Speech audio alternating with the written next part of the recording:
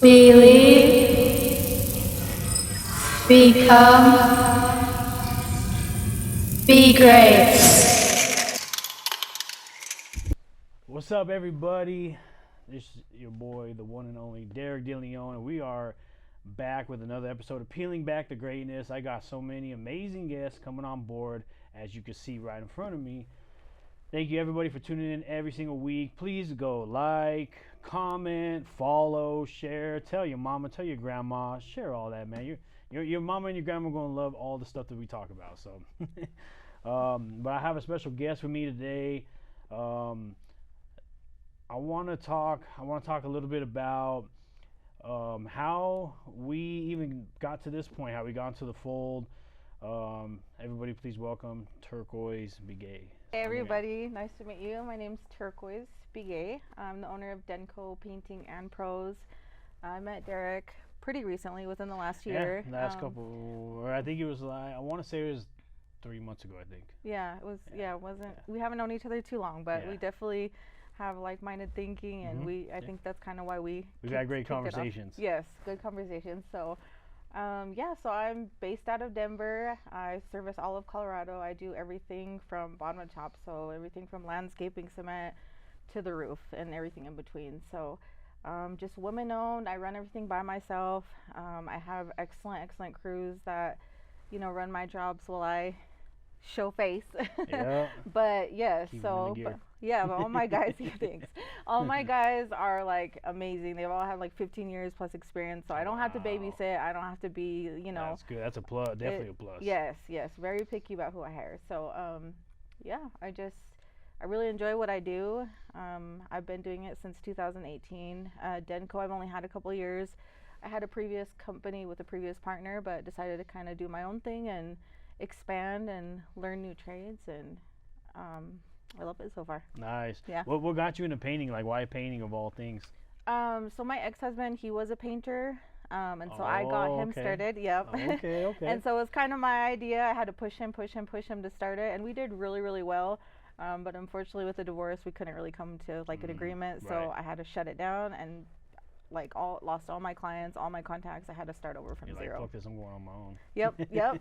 And you know what? I'm doing even better now. I had one crew when I was with him, and like I said, we did really good. But right now I have 5 painting crews. I have a couple roofing crews, and obviously I have guys that do full remodels. I have plumbers, I have electricians. So Nice. I mean, I think it was kind of just a blessing in disguise. Was it hard, like, when you first started building your business? Was it hard to try and, like, was there people that you learned from along the way, or was it like, did you already kind of know, okay, I'm gonna go hire so and so, and then you kind of build like this juggernaut that you are?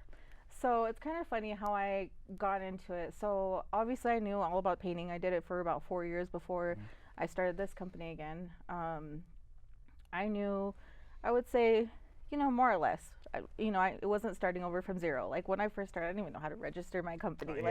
I didn't even know about EIN. We've all been there. We've all been there. Yeah. And I'm like, and I literally, my husband worked for people, and I would ask them, and they would be like, oh, I don't know, like, I don't have time, like, course, so literally, I'm like, I have to Google everything, YouTube everything. So I figured out everything on my own.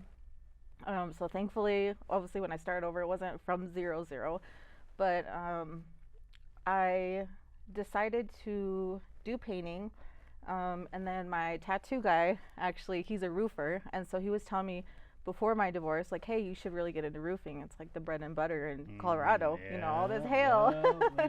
Unfortunately for homeowners, but fortunately for us. So I was like, well, you kind of have to wait till my divorce is over. I can't start anything until that was over, and that was like, it dragged out for like 4 years, the divorce. So I was kind of just stuck, and I couldn't, like, I had all these ideas in my mind, everything I wanted to do, and I just couldn't do it, like, legally, I guess. So once I started doing that, I started doing painting and roofing, and then I met this amazing guy. His name is Tim. He has his own handyman company. He's been around for 30 years, and he started giving me jobs, like paints for real estate agents. So he has a lot of contacts. He's been in the game for 30 years, so obviously. But he very sweet with me, very understanding, very, like, because there's just some things that you don't know, and you kind of have to learn along the way. Sometimes you never know either. With certain people, you don't even know, like, is this something I should be learning, or is there something that they're trying to take keep me advantage avoiding, or something. avoiding whatever it is I'm trying to learn. Exactly. So he was very genuine from the beginning. He was very like, we never had any issues, and I guess he kind of like came like a father figure in a way.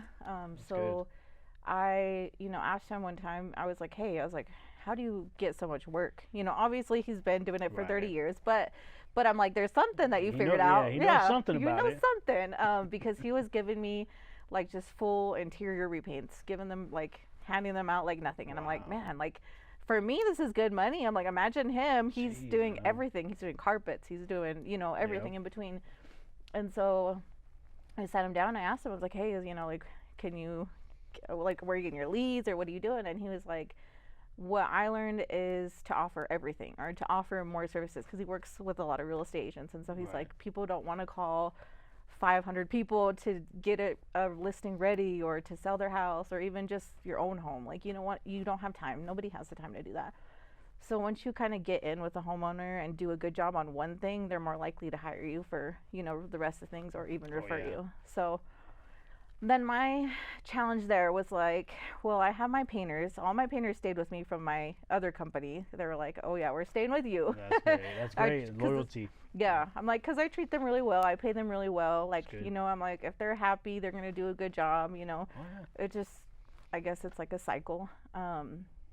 And so my thing was like, I'm very picky about who I hire. I'm like, I can't be on job sites all the time. I can't take that time out of my day. You want people that you can rely on to handle, not only obviously they're going to work, but handle your business. Exactly, because they're representing me, and they're a reflection 100%. Of me and the work that they do, the way they act, because people just, they can show one thing to you and do something completely different, and then that can just like, like one bad thing can just destroy you. So it's really hard to like trust. But that was my thing, is I was like, well, I don't have people to do carpet, or I don't have people to do flooring, or I don't have people to do this or that. And he's like, I got you. He's like, I'll give you the guys that I've been using for like 10, 15 years. And he's like, and that's on me. I'm referring them to you because I know they're going to do good work. And so that's kind of what kind of opened the doors for me too, because I was like, awesome. Okay, thank you. I have, good people, good guys, people that I can trust to do the work. So I'm like, I'm going to take my chances, and I'm going to do it. So yeah, and that's a blessing too, to find those people too. One thing for sure, especially this day and age, it's hard to find good people. It's hard to find reliable people that really understand the opportunity, right? I'm an opportunist, so the way that I've always done things too is, even if you do stuff for free, you still, like, you got to think about how they're going to look at it. Right. So if somebody asks me to do something, even if I'm doing it for free, you better get that shit done ASAP. Right. Because in my eyes, that's an opportunity. You don't want to be, oh, I'm doing it for free, it's going to be on my time. No, fuck that. Right.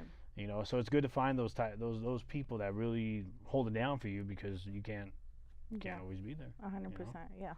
Nice. That's awesome. So, what? Let me ask you, how did you connect with Crystal? Shout out to Crystal, by the way, my high bosses. How did you guys connect?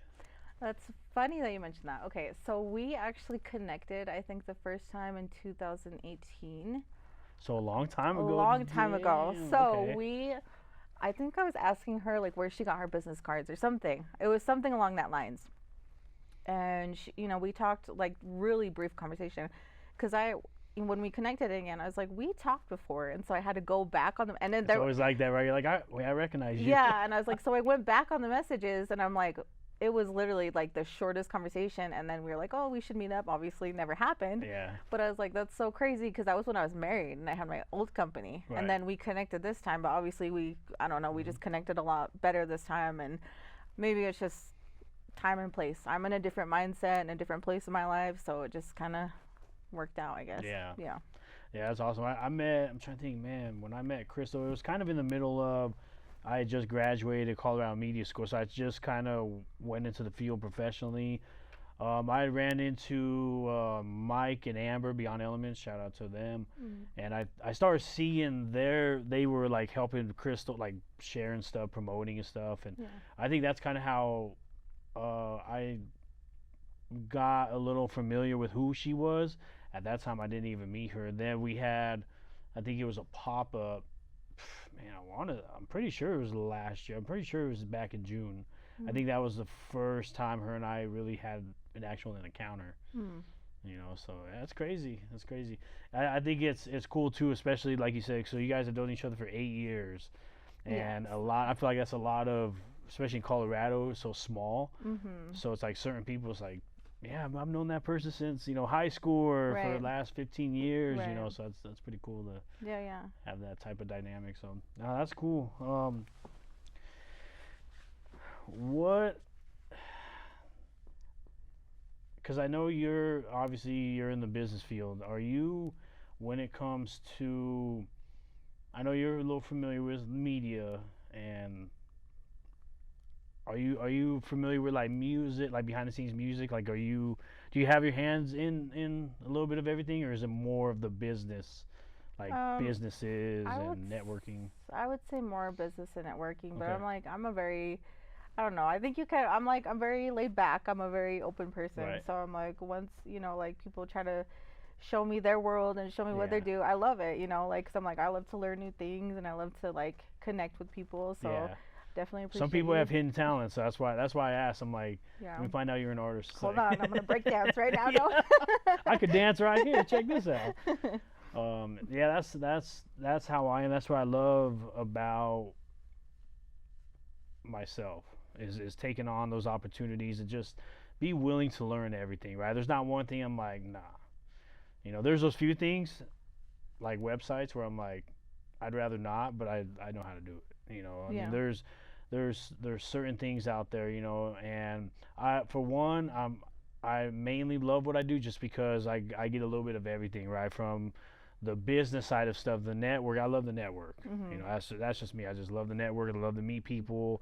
Right. If I could, I'd get everybody together and like, hey, how can we all pitch in to make this one big world? I Right. mean, it's I love doing it. One thing I know is a lot of hard work.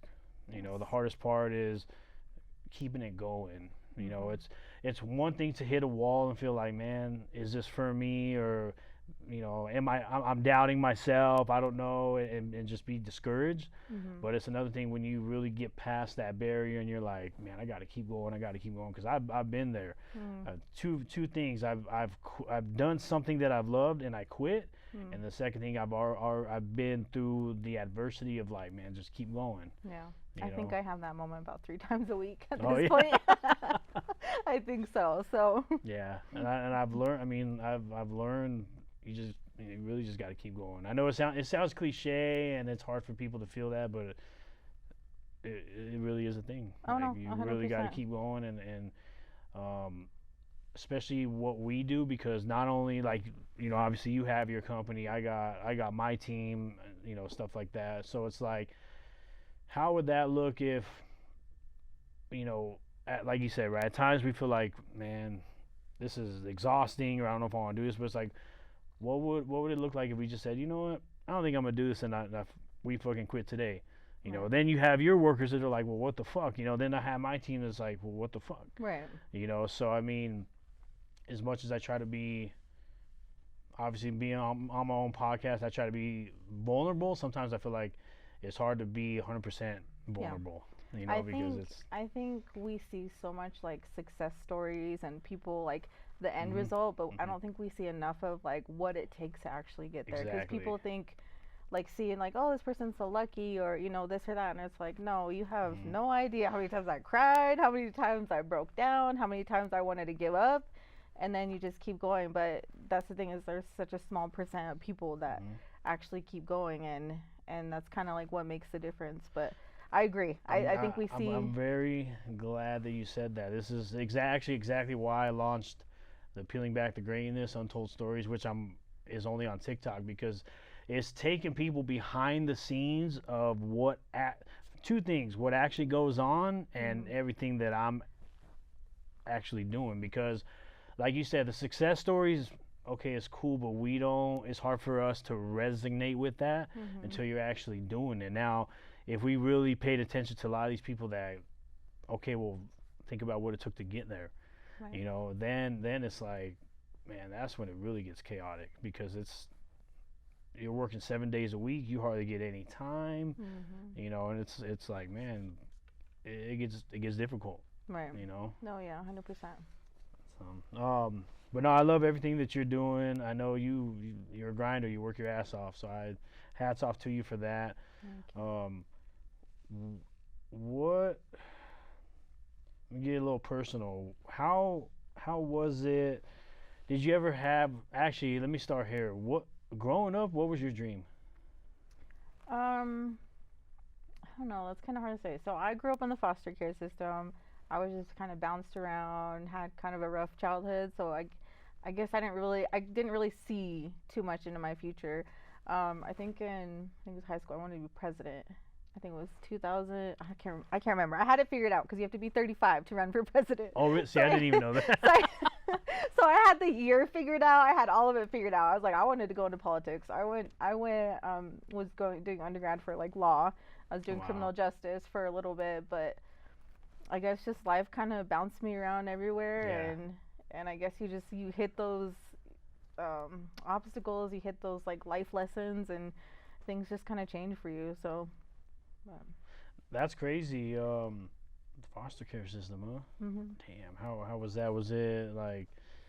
I mean, I guess as a kid, it's probably hard to process a little bit, but I'm sure there's those moments too, like where it's like, what's next, Oh yeah, yeah, and that's the thing is you kind of. So I'm like, you I never think know either. maybe that's one thing that kind of helped me to be able to like adjust or to deal with like situations where other people would be like, oh my gosh, like what do I do, type of thing. Yeah. So I'm like, I guess I'm kind of used to that shock of like the change and like adapting to change. So I mean, I guess there's plus and negatives to everything, but I mean, yeah, I had a pretty rough childhood, but I think that kind of just motivates me more because I know a lot of my biological family and a lot of people that I was surrounded with, even like I was eventually adopted, but they just have like a real victim mindset, and that's one thing that like I barely talk to anyone like as far as family wise.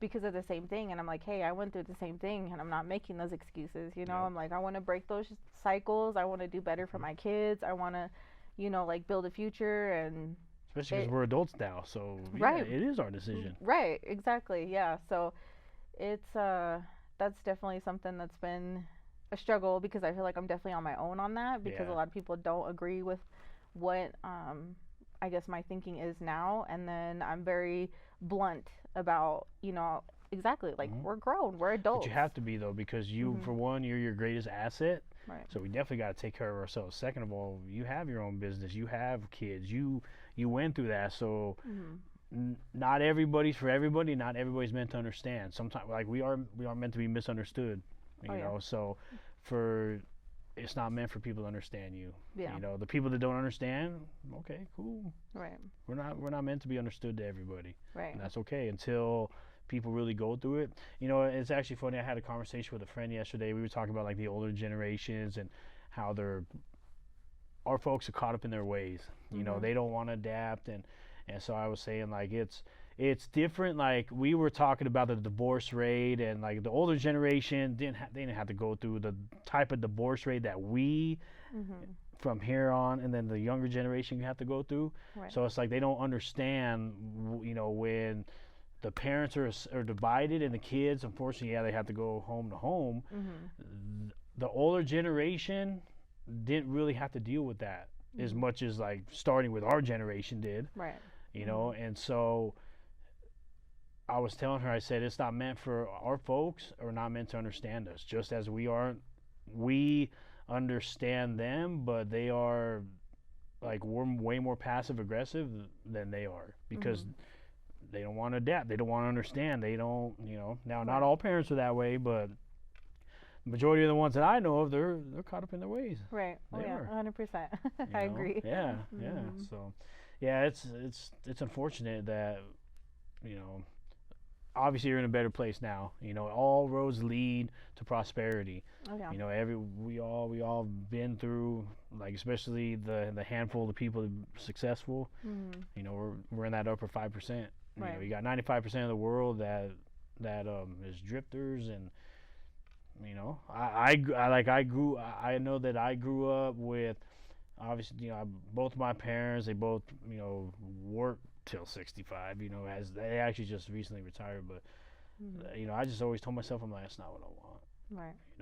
I knew I wanted more, but sometimes you never know, like, well, what is it that you want, So Right. looking at my path in the last 6 years, I'm like, damn, this is crazy how I've gotten to this point. How Because you've there's evolved. certain moments, there's Yeah. certain opportunities that's like, had I not done that, had I not had that conversation, had I not done this, taken no for an answer, like I don't do that, Right. and I feel like those types of things have really led to this point, Yeah. So 100%. No, I agree. I agree. I think I've always had it in me. Obviously, I'm like, I think you have it, or you don't. Like, I Yep. feel like a lot of people they're comfortable, just living a 9 to 5, or comfortable doing that, and I'm Exactly. like, and that's okay. If that's how Yeah. that's your life, Yeah. that's how you want to live, but it's not what I want. It's not the type of environment that I want to be in. But I think, yeah. So I'm like, crappy things happened. I think that my divorce was kind of like just a breaking point for me. Um, I obviously kind of was tiptoeing into entrepreneurship or whatever, but then now I kind of realized, I'm like, hey, I'm on my own. I'm supporting 3 kids on my own. Like, and I just wanted to show my kids, like, there's more. I'm like, Yeah. obviously I'm very open with my kids. If you want to go to school, you can go to school. If you want, like, your life is your life. You do what you want to do. But I'm just letting you know that this is not always the answer to what you want. So I try to keep your minds open on that. And, I let my kids in on what I'm doing. Like, Yep. they hear me all the time. Like, I'm on my Zoom and I'm like, I think I was doing, with Mile High Bosses, my daughter was like crawling in the background. I was like, oh my gosh. Oh, I was like, shit. so my kids are like very aware. Like, they get along, like, with my workers, they get along with my workers. I bring them along with me. I show them what I do.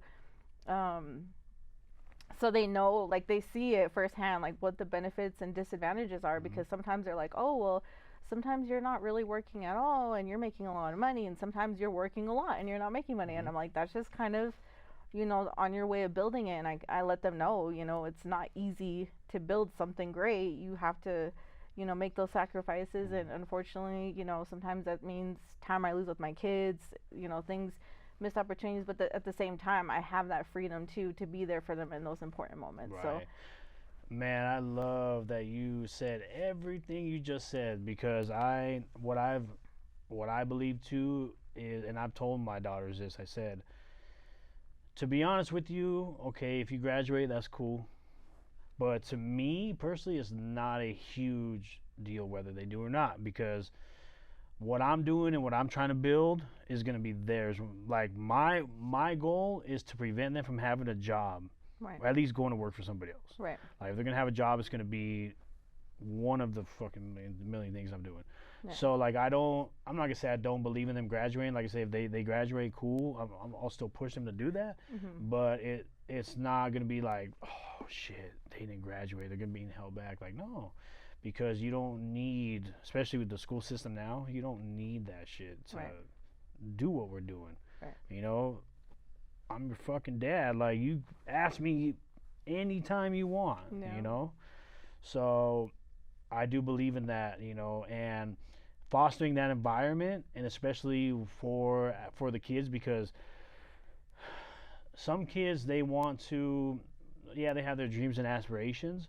And one thing I know one of the teacher, well, both of the girls, which I know all the kids get asked, okay, what do you want to do when you grow up? And I think at one point my oldest said a doctor or something, which is, that's good, that's cool. But right, I told them, I said, think about, like, if you could be anything, like, think about that, anything you want in this world. If you could get paid to do one thing in this world, what would it be? My oldest, she wants to be a singer. My youngest, she wants to be a producer. I'm like, I have the platform for you.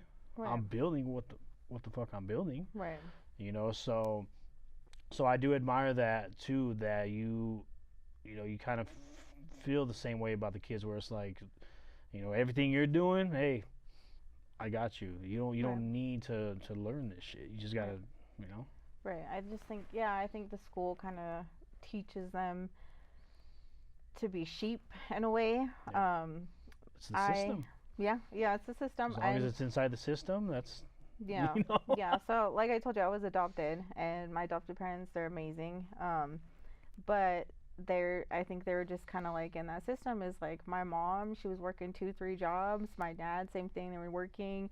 I mean, they're retired now, they're on Social Security or whatever, but they have barely anything to survive, Mhm. so I have to help them. But that's just what they knew and and they lived that out, and just like unfortunately because of life or whatever, like Mhm. they weren't able to get out of that cycle. So, I just wanted I don't want to put my kids in that situation, like I don't Yeah. want them to feel responsible for me, or I want to have that financial freedom and have them have that financial Mhm. freedom and Oh just yeah. teach them what I wasn't taught. And unfortunately, like it maybe it was just something that was instilled in my adopted parents, and it's something that they never learned, something that they didn't get a chance to, that unfortunately, the opportunity to. But like I do have that knowledge now, I do have Yeah. that power to open their eyes and let them know that there's more out there. So Especially as you build a great reputation, because I pride myself on reputation. hmm Because you gotta think like if God forbid something happens to you or me, you want our kids. Obviously, they're gonna get the support and all that, but what's gonna like when it comes to the business, you want to make sure that again, not only are they financially secured, but they're able to the people around, that are going to be able to help them. right. We want our kids to learn. hmm Again, whatever they want to do is whatever they want to do, but just understand like, hey, you have the help of us. We have the power to make it happen. Right. So Yeah, no, that's 100%. awesome. That's Yeah. awesome. Um, do you have anything coming up? Are you part of any pop-ups or any events or anything? So I did join Mile High Bosses. That's right. So Congratulations on that. Yeah, and thanks, shout out thanks. to Maha Bosses. Oh yeah. So Crystal, like we were talking about Yeah. earlier, she's been really great. I've been at a couple of her events so far. We have one coming up in September. I don't remember the date, but we have a Trying to back think to of- Okay. school event that will be coming up, and I know we kind of are trying to grow. I just recently got on, I would say like a month ago. Okay. So she has me on as sales, but she's kind of delegating more to everybody. That way we can, all take on Right. different roles and Yeah. grow. Yeah. So hopefully we'll be, within the next year coming up with more events and more. She has more courage than I do because I'm like I try to do everything by myself. I mean, not that I want to, but I'm the same. it's yeah. If you Yeah. know, you know. Yeah, you gotta let go. You gotta let go. I'm the same way. I'm the same way. I think that's one of the obstacles too. I'm like I hear it everywhere, but it's so hard to It's hard. let go It's because hard. you do things a certain way and you run it a certain way and Yeah. it works, but at some point you can't do everything. So Yeah. yeah. Yeah. No, Yeah. it's a challenge. It's a challenge. I'm trying to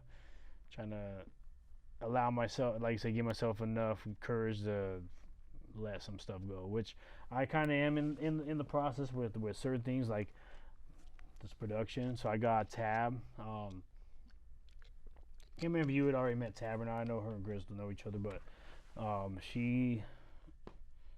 she might come in and do the production because as you see, I'm a one man crew. Yeah. um, yeah, shout out to everybody that's doing big things though. Everybody that we're surrounded with that really shows up. That's the biggest thing, We show up, people are gonna show up for us, and we just kind of weave out the people that just are either aren't ready or just not meant to be Right. with us, Yeah, 100%. So, all right, Turquoise. Anything else you'd like to talk about, or anything you want to tell the people?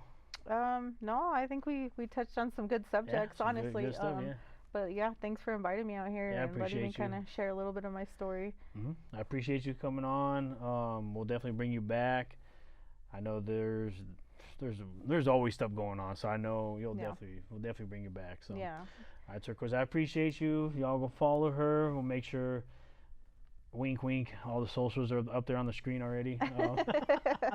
Now we all go follow her. We'll make sure we put everything out there so that way people go follow you and tap into all the necessities. So appreciate you, Turquoise. Thank you. Right. Thank you. Sounds good.